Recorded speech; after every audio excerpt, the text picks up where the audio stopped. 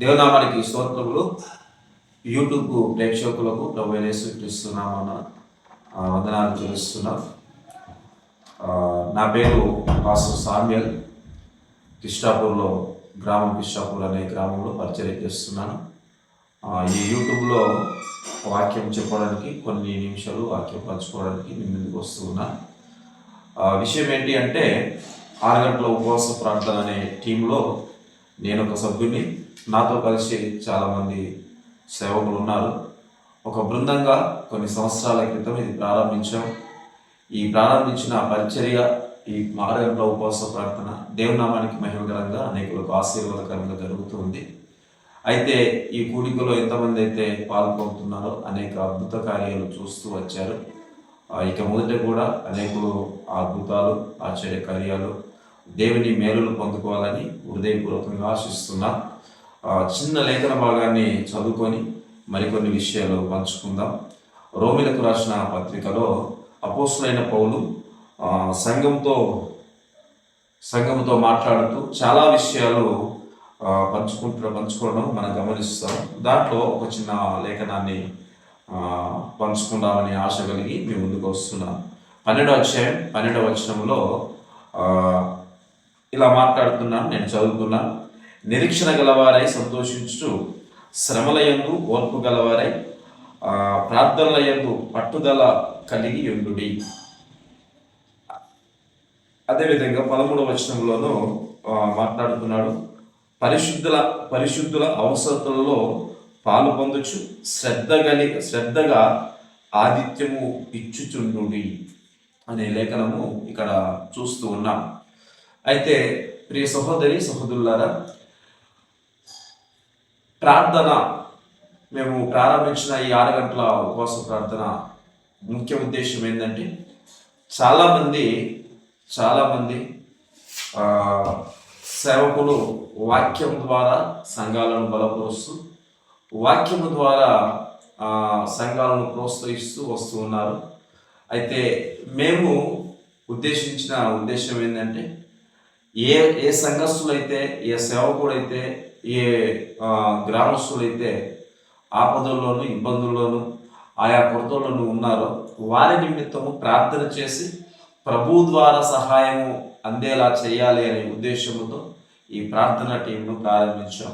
అయితే అపోస్తులైన పౌలు సంఘాన్ని హెచ్చరిస్తూ తెలియజేసిన విషయాలు ఏంటంటే, ఇక్కడ అంటాడు, నిరీక్షణ గలవారై.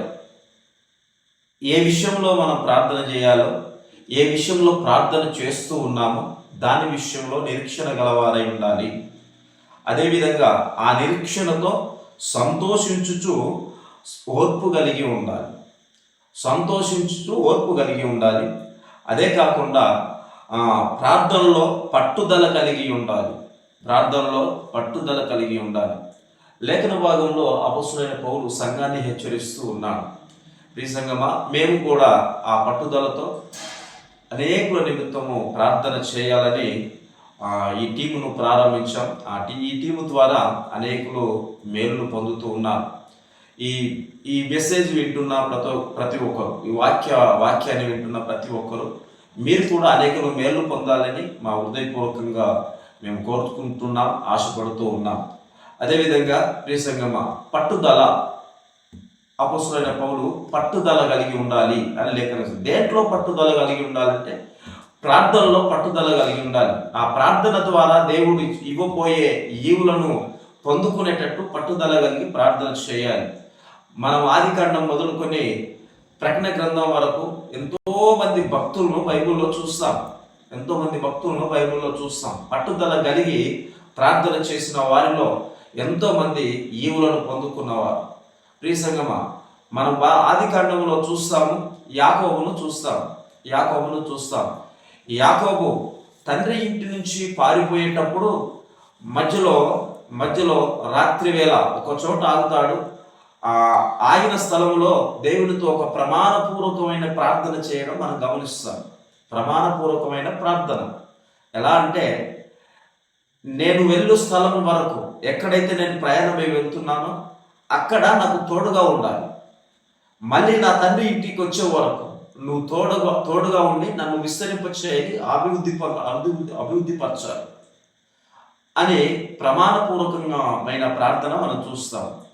తిరిగి వచ్చేటప్పుడు మళ్ళీ అదే స్థలంలో ఒక పట్టుదల కలిగిన ప్రార్థన 32వ అధ్యాయంలో, ఆదికాండం 32వ అధ్యాయంలో మనం చూస్తాం. ఆ 32వ అధ్యాయంలో దేవదూతలతోనూ దేవునితోనూ పోరాడి గెలిచిన వాడిగా అక్కడ నిరూపణ జరుగుతుంది. ప్రియ సంగమా, ఆనాడు యాకోబు చేసిన ప్రార్థన దేవుడు విన్నాడు. యాకోబు ప్రార్థనలో జయాన్ని పొందుకున్నాడు. ఆ యాకోబు ప్రార్థన ద్వారా జయం పొందుకోవడమే ద్వారా కాదు ప్రియులరా, అనేకులకు ఆశీర్వాదకరంగా మార్చబడ్డాడు యాకోబు. మనము కూడా ఈ దినాల్లో ఆ నాడు ఉన్న దేవుడు నేడు ఉన్నాడు. నాడు విన్న ప్రార్థన నేడు వింటాడు. కనుక మనము కూడా ప్రార్థనలో పట్టుదల కలిగి ఉండాలని మరొకసారి ప్రభుపేట మనం చేస్తూ ఉన్నాం. ఇంకొక ప్రార్థన దినవృత్తాంతాల గ్రంథంలో ఇంకొక వ్యక్తిని మనం చూస్తాం. ఆయన పేరు యబ్బేజు. యబ్బేజు కూడా ప్రార్థన చేస్తాడు. యబ్బేజు కూడా లేఖనాల్లో పంచుకునే సమయం లేదు, కానీ యబ్బేజు కూడా ప్రార్థన చేస్తాడు. ఏమని ప్రార్థన చేస్తాడు అంటే, నా సరిహద్దులు విశాలపరచబడాలి. అప్పటికే ఆయన గురించి వాక్యం ఏం తెలుస్తుందంటే, తన సహోదరులందరిలో ఘనముగా ఎంచబడ్డాడు, ఘనం పొందినవాడు. కానీ ఆయన నామము యబ్బేజు అంటే వేదన పుత్రుడుగా లేఖన భాగము అర్థమిస్తూ ఉంది. అయితే తను వేదనను అనుభవిస్తున్న సమయంలో దేవునితో ఒక పట్టుదల కలిగిన ప్రార్థన మనం చూస్తాం, నిరీక్షణ కలిగిన ప్రార్థన మనం చూస్తాం. ఆ తరువాత తన సరిహద్దులు విశాలపరచబడినట్లుగా మనం చూస్తాం. అయితే లేఖన భాగం సెలవిస్తున్నట్లుగా ప్రతి విషయంలో పట్టుదల కలిగి ప్రార్థించాలి. ఆ ప్రార్థన మన జీవితానికి విజయాన్ని తెచ్చిపెడుతుంది. ఆ ప్రార్థన మన కుటుంబాలకు ఆశీర్వాదకరంగా ఉంటుంది. ఆ ప్రార్థన మన సంఘాలను విస్తరింపచేస్తుంది. ఆ ప్రార్థన మనకున్న ఇరుకులు, ఇబ్బందులు, సమస్యలు తొలగిస్తుంది. ఆ ప్రార్థనే మన జీవితాలను ఫలభరితంగా క్రీస్తు ఎదుట మనల్ని నిలబెడుతుంది. ప్రియ సంగమా, ప్రియ సహోదరి సహోదరులారా, లేఖన భాగాన్ని వింటున్న ప్రతి ఒక్కరు మా పరిచర్యలో పాలు పొందాలి అనుకుంటే, అపోస్తులైన పౌలు అంటూ ఉన్నాడు, రోమీలకు రాసిన పత్రికలో మనం చూస్తూ ఉన్నాం, పరిశుద్ధుల అవసరతల కొరకు ఆసక్తి కలిగిన వారిగా ఉండాలి అనే మాట మాట్లాడతాం. మనము ప్రార్థనే చేయడమే కాకుండా పరిశుద్ధులైన వారు ఇబ్బందుల్లో ఉన్నారు, ఇరుకుల్లో ఉంటూ ఉన్నారు, సమస్యలు ఎదుర్కొంటూ ఉన్నారు. వారి నిమిత్తము తగిన సహాయం అందిస్తూ వారి అవసరతల్లో మనం పాలు పొందాలి అని లేఖన భాగం సెలవిస్తుంది. ఫిలిప్పీలకు రాసిన పత్రికలో అపోస్తలుడైన పౌలు 1:3-4 వచనాల్లో మాట్లాడుతూ మూడవ వచనంలో మాట్లాడతాడు, మీరు నాతో పాలివారై. దేంట్లో పాలువారై ఉన్నారు అంటే 2వ వచనములో చూస్తే, సువార్త విషయంలో నాతో మీరు పాలువారై ఉన్నారు, దాన్ని బట్టి మీ నిమిత్తము నేను సంతోషిస్తున్నాను అంటాడు. మనము కూడా పరిశుద్ధులుగా